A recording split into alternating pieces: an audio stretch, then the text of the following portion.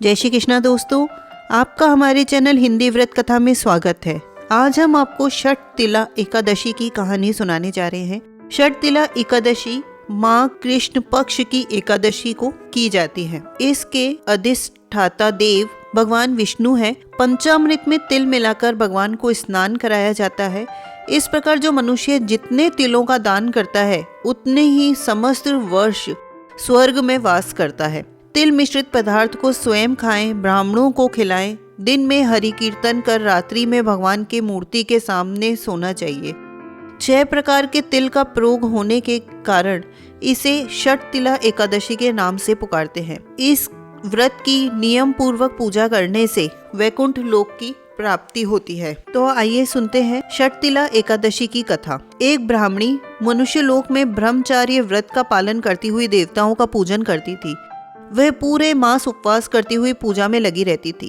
द्विजोतम नित्य व्रत करने से उसका शरीर दुर्बल हो गया। गरीब ब्राह्मण और कुमारी कन्याओं की भक्ति से वह अपने घर तक दान करके सदा व्रत करने लगी, जिससे वह बहुत दुर्बल हो गई।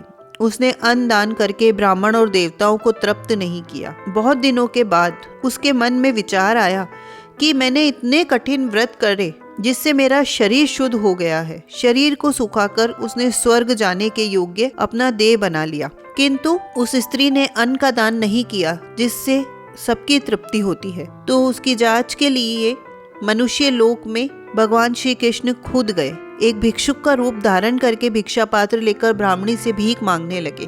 तो ब्राह्मणी बोली कि हे ब्राह्मण, तुम कैसे आए, सो मुझे सत्य कहो। तो फिर भगवान कृष्ण ने कहा कि हे सुंदरी, भिक्षा दो। तब उसने क्रोध में भरकर मिट्टी का डेला भगवान श्री कृष्ण के भिक्षा पात्र में डाल दिया। महाव्रत करने वाली वह तपस्विनी व्रत के प्रभाव से देह समेत स्वर्ग में पहुंच गई। मिट्टी के पिंड दान करने से उसको एक सुंदर घर भी मिल गया, परंतु उस घर में अन्न और धन नहीं था। जब उसने घर में प्रवेश किया तो वहां कुछ भी नहीं मिला। तो वह घर से निकलकर भगवान श्री कृष्ण के पास आई और बहुत ही गुस्सा करके बोली कि सब लोगों को रचने वाले भगवान, मैंने बड़े कठिन व्रत उपवास और पूजा से आराधना की है, परंतु हे जनार्दन, मेरे घर में अन्न धन कुछ भी नहीं है। तब भगवान श्री कृष्ण उनसे कहा कि तू जैसे आई है उसी तरह अपने घर चली जा। देवताओं की स्त्रियां कौतूहल के वश तुझको देखने आएंगी। तब षठ तिला एकादशी का महात्म्य बिना पूछे दरवाजा मत खोलना। ऐसा सुनकर वह मनुष्य लोक को वापस चली गई। तब देवताओं की स्त्रियां उसे देखने आई। कहा कि हम तुम्हारे दर्शन के लिए आए हैं, तुम दरवाजा खोलो। तो वो बोली कि यदि तुम मुझे देखना चाहती हो तो दरवाजा खोलने से पहले षठ तिला का व्रत पुण्य महात्म्य कहना होगा। उनमें से एक ने महात्म्य सुना दिया और कहा कि अब तुम दरवाजा खोल दो, तुमको देखना आवश्यक है। उसने दरवाजा खोल दिया। उन सब ने उसको देख लिया। हे दिश्रेष्ठ, वह न तो देवी, न गंधर्वी, न असुरी, न नागिन जैसी स्त्री पहले उन्होंने नहीं देखी थी, वैसी ही वह भी थी। देवियों के उपदेश से सत्य पर चलने वाली उस मानुषी ने भक्ति और मुक्ति को देने वाले षठ तिला का व्रत किया।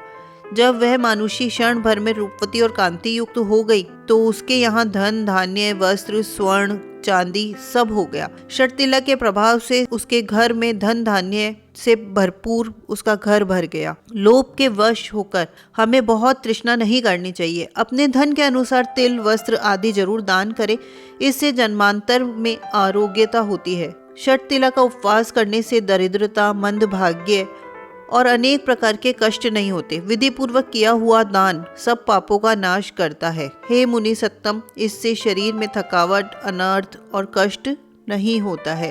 इसलिए सभी को षठ तिला एकादशी का व्रत करना चाहिए।